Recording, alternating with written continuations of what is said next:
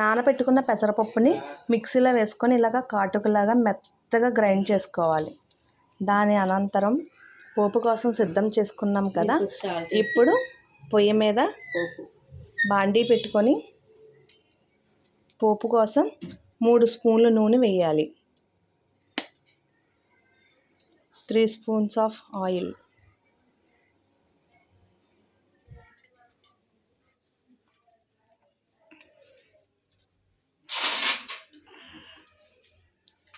So oil కొంచెం వేడైన తర్వాత ముందుగా మనం పోపు దినుసుల్లో పచ్చిశనగపప్పుని వేస్తున్నాము.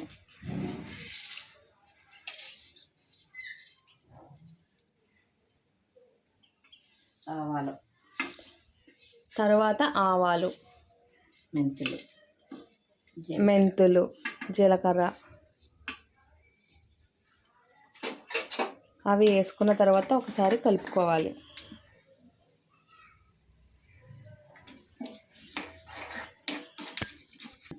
అవి కొంచెం వేగిన తర్వాత మినపగుళ్ళు వేసుకోవాలి. ఇలా పోపులో అన్నీ వేసినట్టయితే మన పంటి కింద పడి కరకరలాడుతూ చాలా ఎమ్మీగా అనిపిస్తుంది అన్నమాట టేస్ట్. మన మజ్జిగ పులుసుతో రైస్లో కానీ మిక్స్ చేసుకొని తిన్నప్పుడు చాలా టేస్టీగా ఎమ్మీగా ఉంటాయి. సో ఇవి బాగా వేగిన తర్వాత ఎండుమిర్చి వేసుకోవాలి.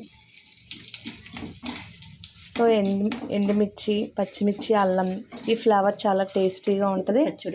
అట్ ద సేమ్ టైం ఎవరికైనా థ్రోట్ ఇన్ఫెక్షన్ అలా ఏమన్నా ఉన్నా కూడా తగ్గుతుంది అన్నమాట.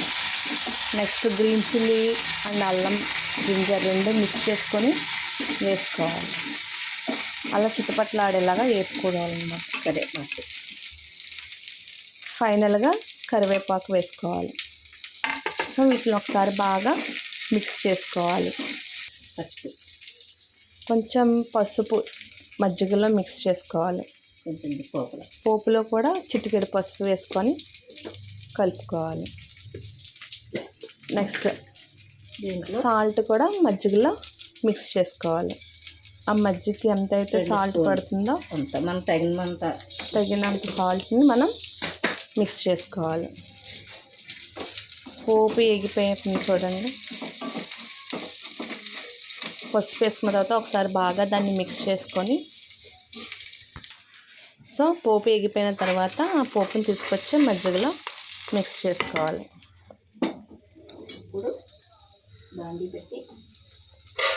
సో దీన్ని ఇలా పక్కన పెట్టినట్టయితే తర్వాత మనం ఈ పెసరపిండితో పునుకులు వేసుకోవడానికి బాండీ మార్చుకొని కొంచెం పెద్ద కళాయి పెట్టుకొని దాంట్లో ఆయిల్ బజ్జీ మునిగేదాకా ఆయిల్ వేసుకోవాలి. సో ఆయిల్ వేడైపోయిన తర్వాత మనం పెసరపిండితో వేసుకున్న పునుగులండి ఇలాగా మెత్తగా చాలా బాగా వస్తాయి అన్నమాట. వీటిని ఇలా డైరెక్ట్గా మజ్జిగలో వేసుకోకుండా మనం పక్కన ఒక గిన్నెతో వాటర్ పెట్టుకొని ఆ వాటర్లో వేసుకున్నట్టయితే తర్వాత ఇవి మజ్జిగలో వేసుకున్నప్పుడు స్మూత్గా ఆ మజ్జిగనవి తీసుకుంటాయి అన్నమాట. అందుకనే మనం ఇవి డైరెక్ట్గా వేయకూడదు. ఫస్ట్ మనం వాటర్లో వేసిన తర్వాత అప్పుడు మజ్జిగలో వేయాలి వాటిని.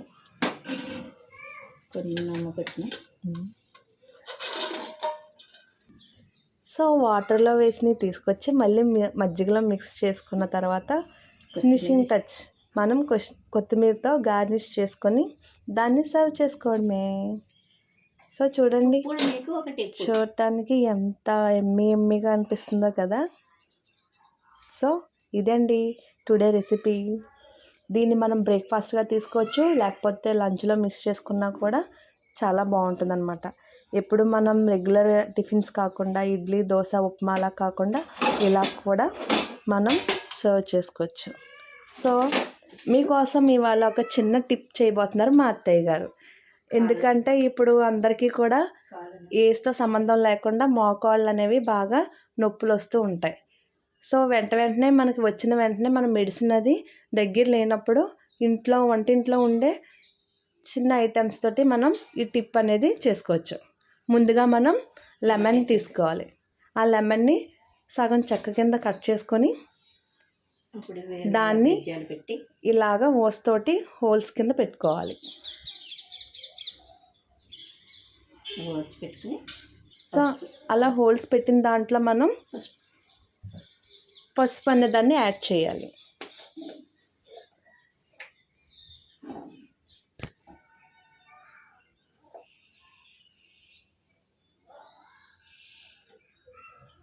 సో అలా 2 టేబుల్ స్పూన్ ఆఫ్ పసుపుని ఆ లెమన్ పైన అలాగ పెట్టాలన్నమాట.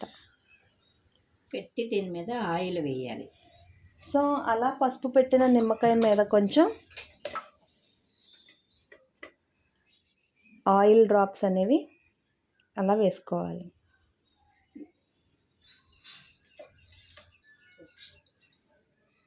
సో ఆయిల్ పసుపు మొత్తం అంతా నిమ్మ చెక్క లోపలికి వెళ్ళేలాగా మనం అలాగా డిప్ చేస్తూ ఉండాలన్నమాట.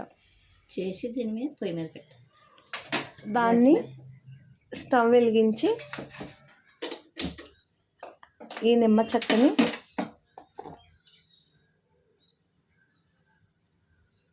కార్ సాయంతో మనం అలాగా వేడి చేసుకోవాలి.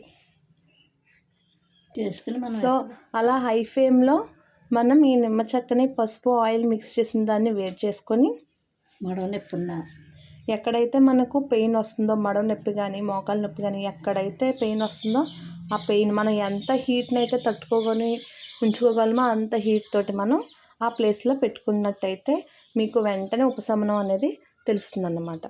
సో చూడండి, వెంటనే మనకి ఏ నైట్ టైం అలా వచ్చినప్పుడు మెడిసిన్ దగ్గర లేకుండా పెయిన్ బేర్ చేయనంత పెయిన్ వస్తున్నట్టయితే కనుక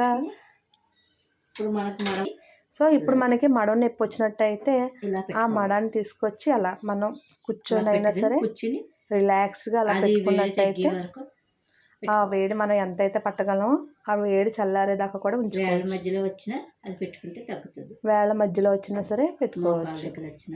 ఎక్కడ పెయిన్ వచ్చినా సరే అలా పెట్టుకున్నట్టయితే 2 రోజులు పెట్టేసరికి తగ్గిపోతుంది. కంటిన్యూగా 2 డేస్ అయితే చేయాలండి, మధ్యలో గ్యాప్ ఇవ్వకుండా.